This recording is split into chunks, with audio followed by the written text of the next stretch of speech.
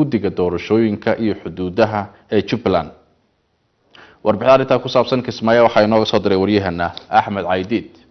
kulan degdeg ah oo maqribnimadii caawa ay isugu yimaadeen midowga musharaxiinta Jubbaland ee ku sugan magaalada Kismaayo ayay gabi ahaanba ku qaadaceen jadwalka mudaynta diiwaangelinta musharaxiinta iyo shuruudaha looga baahan yahay oo maanta ay soo saareen guddiga doorashada iyo xuduudaha. dhammaan musharaxiintii goobta ka hadlay ayaa ku tilmaamay guddiga doorashada inuu yahay guddi doorasho oo hal musharax u shaqaynaya isla markaana ay kala laabteen kalsoonidii ay ku qabeen waa sida ay sheegeen. sida ay sheegeen murashaxiintii ugu horeysay madaxweynayaal ka hadlayay arrinta maanta soo baxday ee ay soo saareen guddi ku sheega waxaad moodaa inay rabaan guddigaas gacan ku rimiska ah inay sii qasaan nidaamka Jubbaland oo ayna waxba ka harin bay doonayaan. waxaad ku garanaysaan qorshaha ay maanta soo bandhigeen oo ka hadleen waa qorshihii baarlamaanka cusub ee Jubbaland uu yeelan lahaa. guddi doorasho oo Axmed Madoobe samaystay qorshe inay soo bandhigaan ay lahaayeen ma ahayn. waxaad garanaysaan marka qaabkay u soo dhigeen ha ahaato ama shaqada aysan lahayn oo ay galeen ha noqoto. macnahaas waxa weeye waa guddi loo sameeyay in la qaso nidaamka Jubbaland iyo inay doorasho xor iyo xalaal ka dhacdo nidaam loogu sameeyay weeye.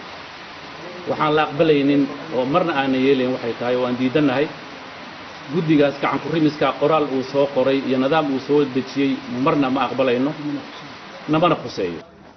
baarlamaan guddi doorasho oo hal musharax u shaqeynay habraac hal musharax u shaqeynay odayaal dhaqameed gacan ku rimisa hal musharax u shaqeynay baarlamaan la soo xushay oo hal musharax u shaqeynay goob doorasho oo hal musharax u shaqeynay ciidankii amniga oo hal musharax u shaqeynay wax aliyaala wuxuu sameeyo iyo wuxuu ka shaqeynayo iyo wuxuu soo saaro kala ma ogolaanay.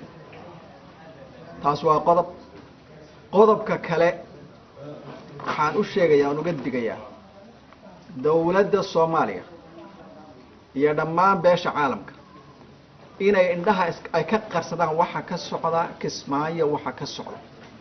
waxaan u sheegayaa hadda inuu ku hanjabayo maamulka ka jira Kismaayo inuu laayo la dagaalamo musharaxiinta ku sugan Kismaayo ku sugan loogu hanjabayo in la laynayo loogu hanjabayo.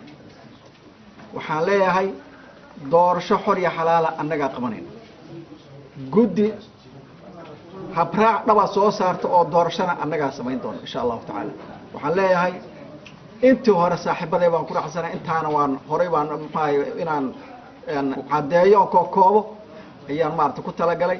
wasalaamati wassalaamu calaykum waraxmatullaahi wabarakaatuh. bismillah amma ba'd shirkan jaraa'id wuxuu ku saabsan yahay inaanu ku cabirno dareenkayaga kadib markii ay iska soo doobaxeen qoraallo iyo dhaqamo ka soo baxay guddi ku sheega doorashada iyo xuduudaha Jubbaland. guddigaas horey baan u sheegnay mowqifka iyagu wuxuu yahay waa taan ku baaqnay inay isxasilaan maadaama ay yihiin maaragtay dad u shaqeynaya hal murashax oo kaliya. haddana waxaad sidaad aragteen ay soo saareen shuruudaha laga rabo qofka madaxweynaha ka noqonaya Jubbaland kuwaasoo dhammaantood khilaafsan dastuurka Jubbaland iyo dastuurka dowladda federaalka oo ay caddahay in loo diyaariyay in hal xubin ama hal musharax loogu shaqeeyo. sidaa darteed waxyaabaha cajiibka ah ee aragteen waxaa ka mid ah shuruudo aan meel laba xigmad iyo caqli toon aan ku dhisnayn faa'iidana aan ummadda u lahayn dhibna keeni kara ayaa ku wada qoran. sidaa darteed markay isu yimaadeen murashaxiinta xilka madaxweynaha u taagan ee Jubbaland oo ku sugan magaalada Kismaayo waxaan isla qaadanay awalan waxyaabaha ay soo saareen ama waxyaabaha ay soo malmaluuqeen guddi ku sheega doorashadu inuuna na khusaynin isla markaana uu yahay waxba kama jiraan baatil ah. guddiga doorashada Jubbaland oo maanta shaaciyay waqtiga diiwaangelinta musharaxiinta ayaa u qabtay inay isku diiwaangeliyaan muddo 3 maalmood dhammaan musharaxiinta u tartamaya xilka madaxweynenimo ee Jubbaland. waxaana xusid mudan inay weli qayle ka jirto habka soo xulista baarlamaanka cusub ee la doonayo inay doortaan 15 August madaxweynaha cusub ee Jubbaland. axmed caydi diriye RTN TV magaalada Kismaayo.